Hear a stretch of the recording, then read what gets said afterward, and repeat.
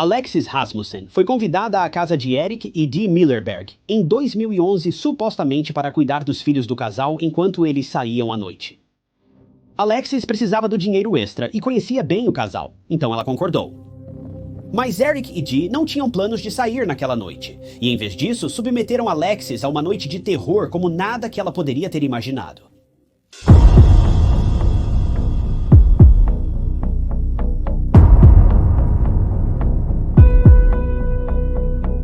Este caso vai ser muito difícil de cobrir, mas também é um caso muito importante para se falar. Alexis Rasmussen era, em todos os aspectos, uma típica adolescente. Ela nasceu em janeiro de 1995, tendo apenas 16 anos quando o crime ocorreu em 2011.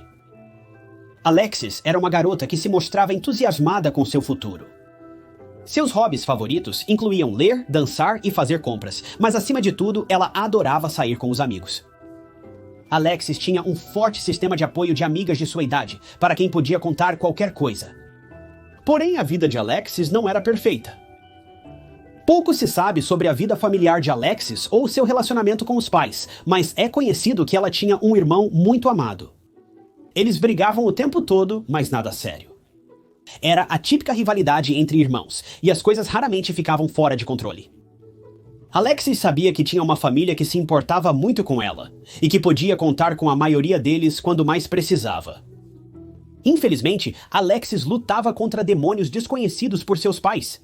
Enquanto ela fingia ser uma adolescente alegre e despreocupada com o mundo na palma da mão, ela escondia segredos sombrios inimagináveis para o que uma adolescente poderia passar.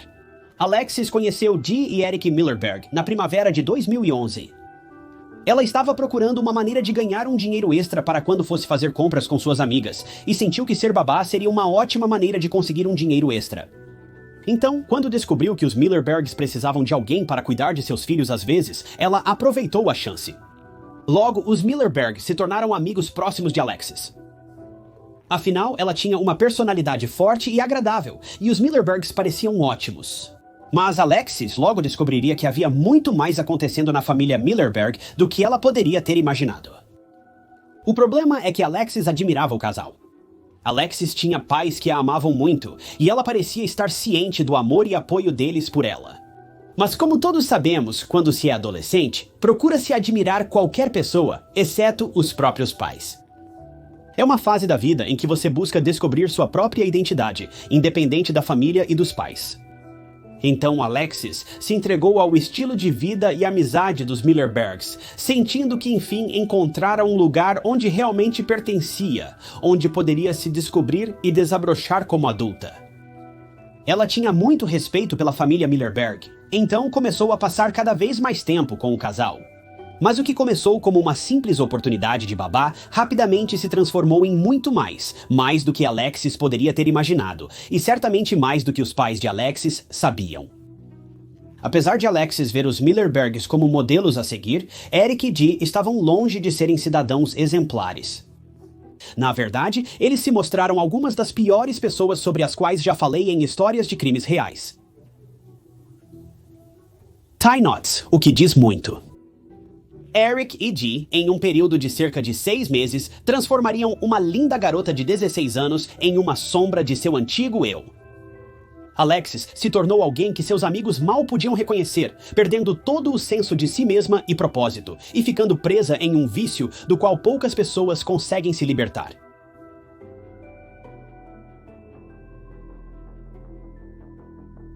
Vale ressaltar que a cronologia dos eventos e os detalhes deste caso são baseados nos depoimentos dos perpetradores, não da vítima ou de seus familiares. A família de Alexis tem se mantido majoritariamente em silêncio sobre este caso, o que é esperado. A família dela enfrentava uma perda inimaginável para a maioria, então é compreensível que quisessem manter sua privacidade. Infelizmente, isso significa que não temos muita clareza sobre certos aspectos do caso, e basicamente temos que aceitar a palavra dos Millerbergs. Então, se algum de vocês conheceu a família da Alexis, ou talvez morou na área onde isso ocorreu, sinta-se à vontade para esclarecer quaisquer detalhes que possam estar imprecisos nos comentários abaixo. Mas segundo os Millerbergs, após Alexis cuidar das crianças da família algumas vezes, o relacionamento deles começou a se aprofundar. Alexis começou a visitar a família, não apenas para cuidar das crianças, mas também para passar tempo com eles. Durante uma dessas visitas, os Millerbergs ofereceram álcool para Alexis. Alexis tinha apenas 16 anos, abaixo da idade legal para beber nos Estados Unidos da América. É de 21 anos. Não é segredo que os adolescentes muitas vezes acabam encontrando álcool bem mais cedo, mas os Millerbergs ofereceram abertamente a Alexis regularmente. Ela via a casa deles como um refúgio das regras e regulamentos de sua vida diária. Era um lugar onde ela podia relaxar e ser ela mesma sem julgamentos. Agora, tenho certeza de que a maioria de nós poderia superar a ideia de álcool, mas os Millerbergs logo começaram a aumentar a aposta. Eles não apenas forneciam álcool para ela, mas logo começaram a fornecer agentes anestésicos muito mais fortes, dos quais raramente se consegue recuperar. Não estou me referindo às coisas típicas que seu tio provavelmente cultiva nos fundos do jardim dele. Estou me referindo aos rumores que circulam em parques de trailers quando uma casa explode repentinamente durante a noite. Os Millerbergs rapidamente transformaram Alexis em uma viciada funcional, mas ainda assim uma viciada. Na verdade, perto do fim de sua vida, Alexis começou a aceitar pagamento na forma dessas substâncias em vez de pedir dinheiro ao casal. Essas experiências alteradoras da mente transformaram uma adolescente inocente em um fragmento da garota que ela costumava ser. E logo as coisas ficaram ainda piores, se você pudesse imaginar tal coisa. Agora, vou ter muito cuidado ao formular a próxima declaração, porque não é algo que a maioria de nós precisa ouvir, mas é importante para pintar um retrato preciso de Eric e Dee. Todos sabemos que, no casamento, há certos aspectos do relacionamento que devem ser mantidos em privacidade. Mas na casa dos Millerberg, as portas estavam sempre abertas e qualquer um podia participar. Às vezes, isso era até incentivado, com Alexis presente para tudo. Chamar isso de repugnante seria uma ofensa às crianças em todo lugar. Isso, por todas as contas, é enlouquecedor. E eu não consigo entender como um ser humano deve ter sido tão quebrado para se envolver em algo assim, mas o pior ainda está por vir.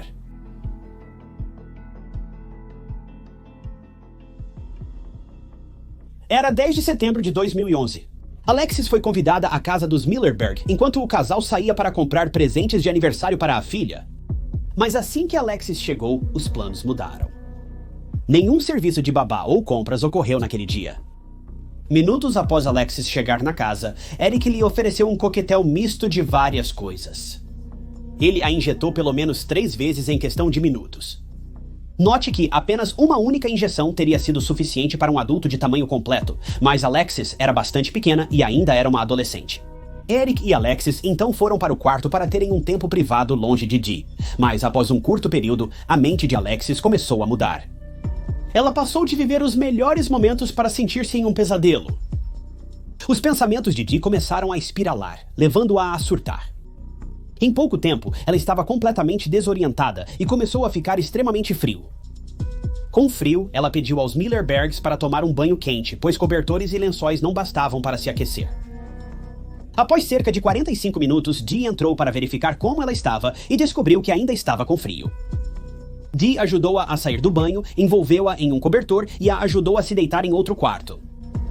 O casal presumiu que ela se recuperaria, mas isso nunca aconteceu. Ela ficava cada vez mais fria, mas os Millerbergs sentiam-se impotentes para ajudá-la. Pouco tempo depois, Eric e Dee saíram para fumar. Eles voltaram para dentro cerca de 30 minutos depois e encontraram Alexis completamente irresponsiva. Dee foi a única que tentou ajudá-la minimamente. Ela tentou fazer a ressuscitação cardiopulmonar quando percebeu que Alexis não respirava, mas não adiantou. A escolha óbvia seria ligar para o 911 pedindo ajuda, mas Dee e Eric não estavam preparados para isso. Segundo Dee, seu primeiro pensamento foi que ambos perderiam seus filhos. Suas vidas, como conheciam, chegariam ao fim. Eles não tinham esperança para Alexis, então nunca chamaram ninguém. O que é realmente interessante sobre essa decisão é que Dee é uma enfermeira registrada e Narcan teria sido uma opção óbvia. Narcan pode ser administrado após uma overdose, trazendo a pessoa de volta do abismo na maioria das vezes. Eu vi os milagres que ele pode fazer em primeira mão. A maioria das ambulâncias mantém isso à mão para situações como essa. Então, uma simples ligação para o 911 quase certamente teria salvado a vida de Alexis. Mas os Millerbergs não estavam dispostos a fazer isso. Em vez disso, eles deixaram Alexis perder a vida, fria, sozinha e aterrorizada. A polícia revelou que, quando o crime ocorreu, Eric estava em liberdade condicional por acusações anteriores de roubo e porte de arma. Ele também era conhecido por estar em uma gangue na prisão. Dee, por sua vez, aguardava datas no tribunal após ser presa por prescrições fraudulentas e acusações de colocar crianças em risco. O casal aparentemente bem arrumado que Alexis admirava estava rapidamente se revelando pouco mais do que ladrões e criminosos. Sentindo que não tinham mais opções, o casal decidiu colocar Alexis dentro de um baú e mais tarde no porta-malas do carro deles. Eles deixaram a casa, abandonando a filha de 6 anos sozinha, sem supervisão por horas. Felizmente, eles levaram seu filho pequeno junto. Felizmente, esses dois estavam dirigindo por todo lugar, extremamente altos, com uma criança pequena no banco de trás e um corpo no porta-malas. Não há motivos para gratidão aqui, então felizmente pode não ser a melhor palavra para descrever a situação. Porém, ao menos a criança não estava sozinha, embora isso pudesse ter sido melhor. Os dois eventualmente chegaram a um trecho remoto de floresta, onde tiraram Alexis do baú e despejaram seu corpo, de bruços na terra. Em seguida, cobriram-na com galhos, folhas e terra, para que não pudesse ser facilmente vista por transeuntes. O casal dirigiu até uma lixeira e descartou a bolsa de Alexis. Depois foram a outra lixeira e cortaram o carpete do carro, buscando descartá-lo para eliminar possíveis evidências.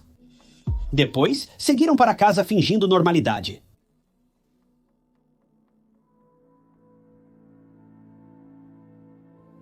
Depois que o casal terminou um dos crimes mais perturbadores que alguém poderia imaginar, eles seguiram com a vida. Ao mesmo tempo, a vida dos Rasmussen desmoronava por completo. Os pais de Alexis esperavam desesperadamente que ela voltasse para casa naquele dia, mas ela nunca chegou. Pouco tempo depois, ela foi reportada como desaparecida para a polícia, mas não havia nenhum rastro dela a ser encontrado. Não sei se os pais dela sabiam que ela ia cuidar das crianças dos Millerberg naquele dia.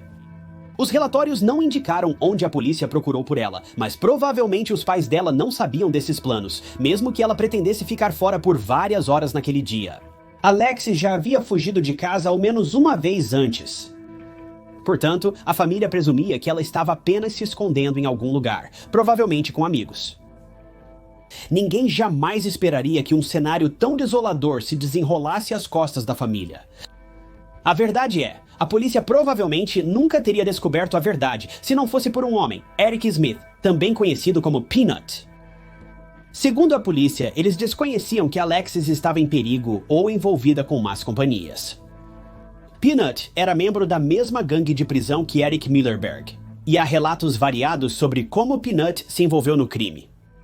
Uma fonte afirma que Peanut estava presente quando Eric e Dee se livraram das evidências, mas outra fonte diz que ele só foi informado sobre o crime depois. Mesmo assim, Alexis estava sumida havia mais de um mês. O crime começou a pesar muito na mente de Peanut. Ele entendia o desespero da família de Alexis, e quando finalmente se apresentou, disse à polícia que queria revelar o ocorrido para tranquilizá-los. Ele pediu imunidade por manter o crime em segredo por muito tempo e a polícia concordou. Quando perguntaram a ele por que de repente teve uma mudança de coração, Peanut respondeu com uma simples declaração dizendo: "Eu também tenho uma filha de 16 anos." Peanut confessou tudo à polícia, revelando cada último detalhe que ele já tinha ouvido sobre o caso. Ele se ofereceu para levar a polícia ao local do despejo. Quando a polícia foi até a floresta, ele os levou direto para onde Alexis havia sido deixada, finalmente colocando um fim neste pesadelo para os investigadores. A verdade é que para a família Rasmussen, o pesadelo estava apenas começando. A polícia rapidamente localizou e prendeu os Millerbergs, levando-os a julgamento. O caso judicial teve uma reviravolta inesperada para mim.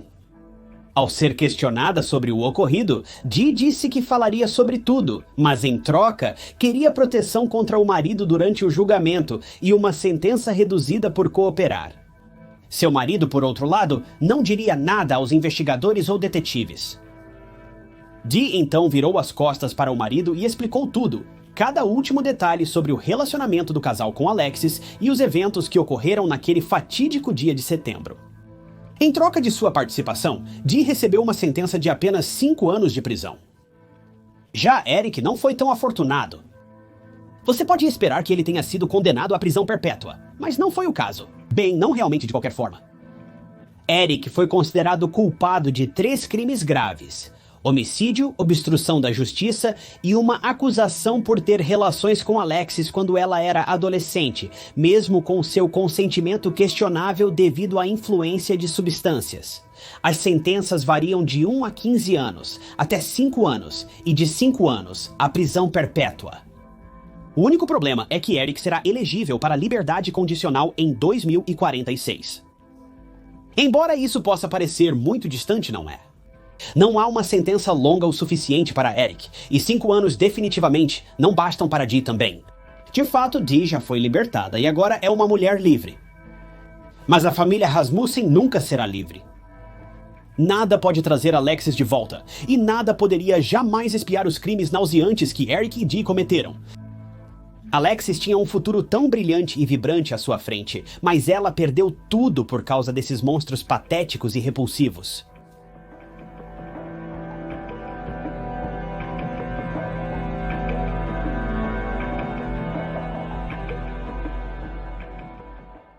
Obrigado por sintonizar no episódio desta semana de Histórias de Crimes Reais.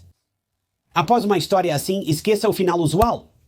Deixe-me saber nos comentários o que você faria se fosse deixado sozinho em uma sala com qualquer uma dessas 2 pessoas. Te vejo na próxima semana?